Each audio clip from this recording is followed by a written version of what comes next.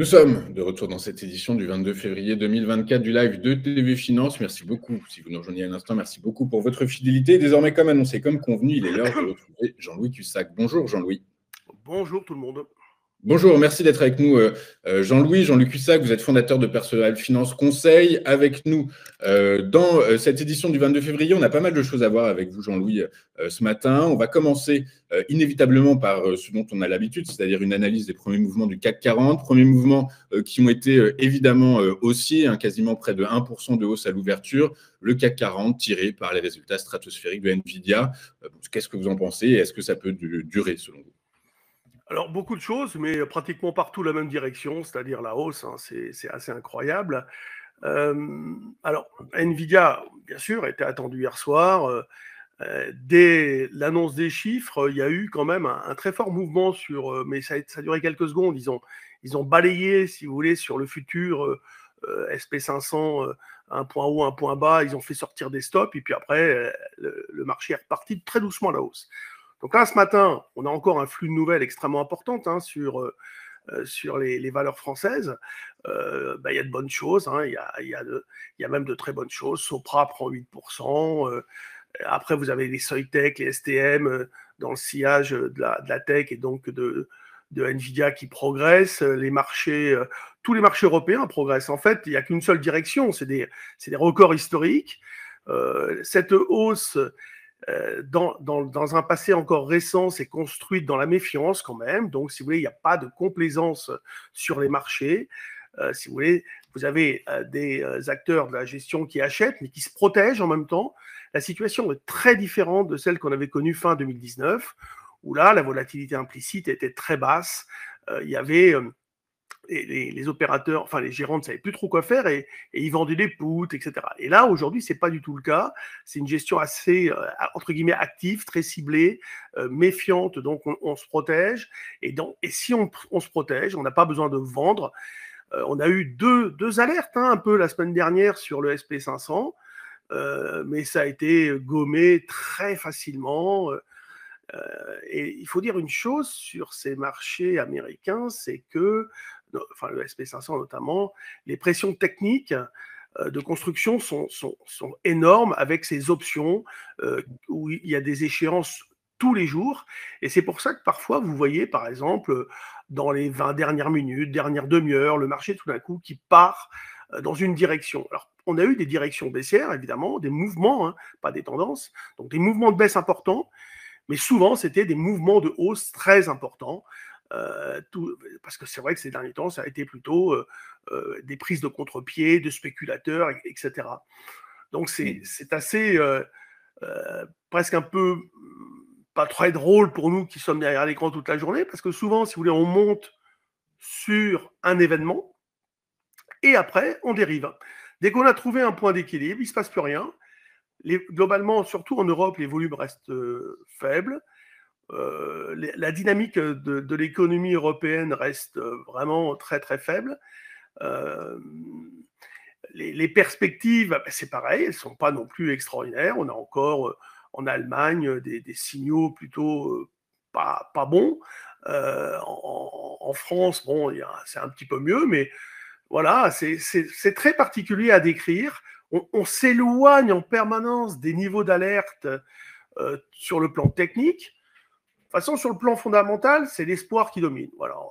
Et vous avez évidemment toute cette gestion ETF, toute cette gestion benchmark, c'est les indices. Donc, il faut suivre des indices. Donc, on achète des indices et on achète les grosses pondérations. Alors, vous avez toutes les valeurs qui sont au plus haut, restent au plus haut et progressent plus vite que celles qui sont au milieu du tableau, et celles qui sont au plus bas, elles enfoncent des plus bas pratiquement chaque jour. Hier, il y a eu les équipementiers automobiles qui ont rebondi, mais c'était un peu le rebond pour l'instant du chat mort. Et voilà, par exemple, là, on est à 5914,5 sur le futur Mars. Donc, on était entre 8 heures, si vous voulez, et 9 heures, on s'est baladé entre 7009 et 7870. Et puis, dès que ça a ouvert, c'est parti à la hausse. Là, ce qui va se passer, c'est qu'à partir de 9h15, 9h30, normalement, on pourrait stabiliser si on fait comme d'habitude. Et on va attendre comme ça le prochain driver, le prochain catalyseur de quelque chose.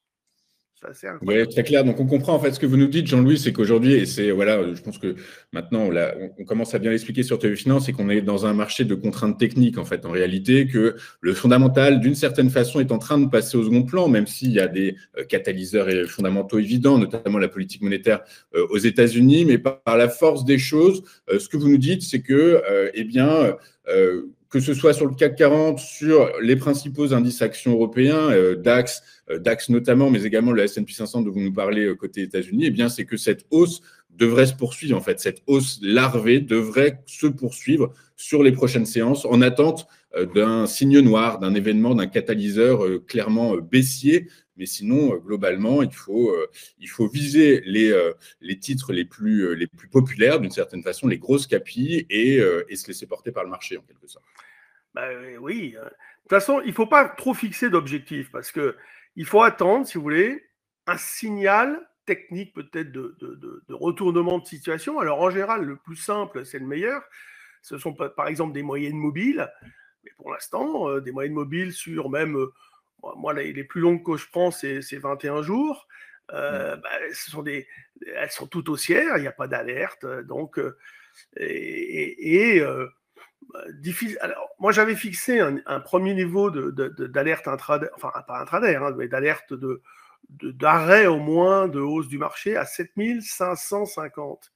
Mais là, avec l'accélération qu'on vient d'avoir en quelques temps, quelques jours, là, et le gap de ce matin à la hausse, le gap amène de la pression et génère des forces d'achat de contrainte.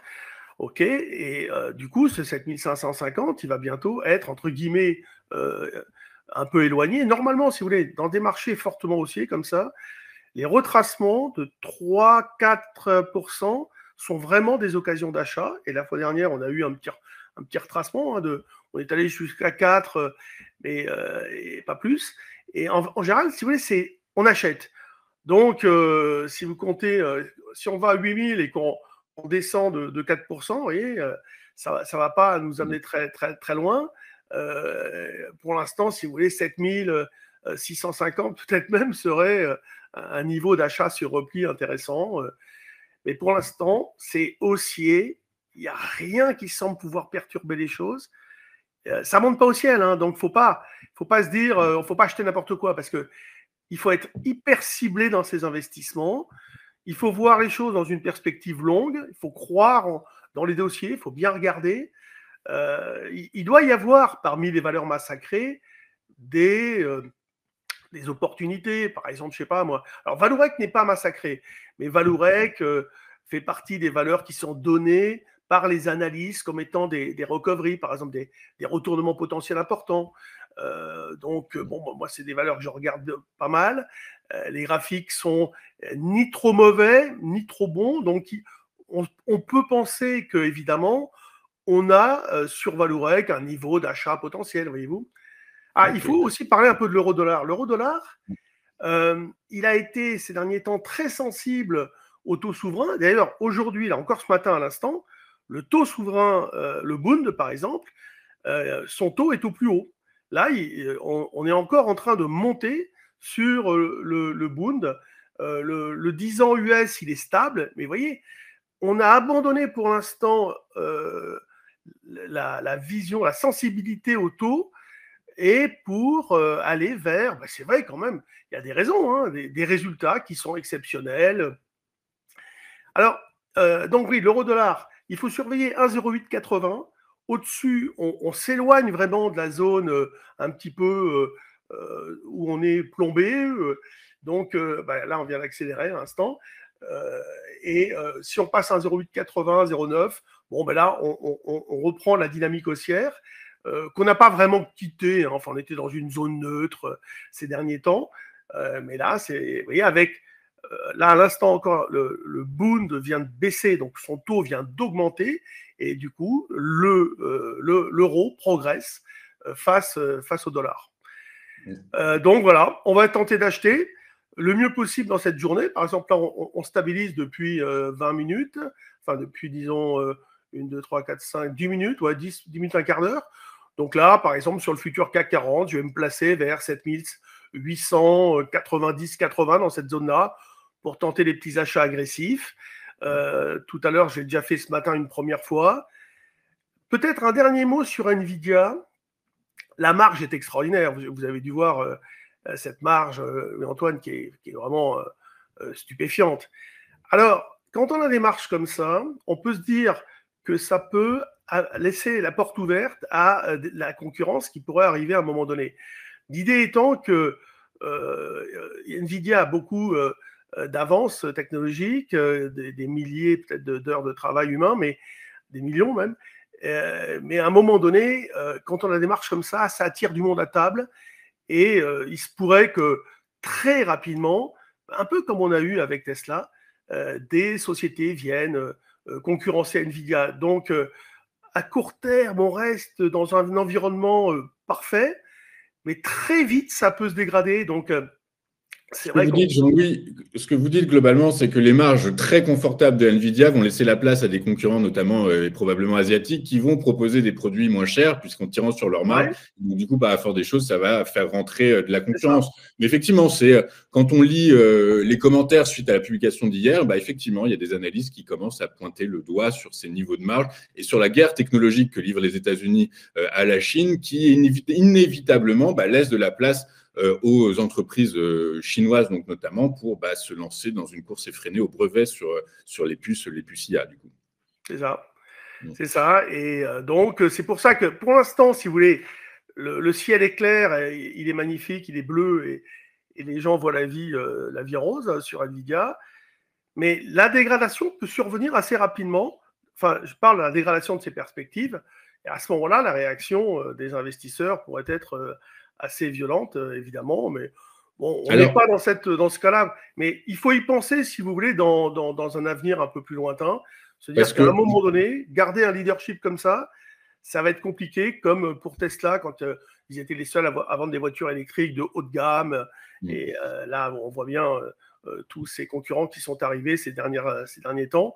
Ça arrivera, c'est certain. On ne sait pas quand, mais les spécialistes peut-être pourront le dire.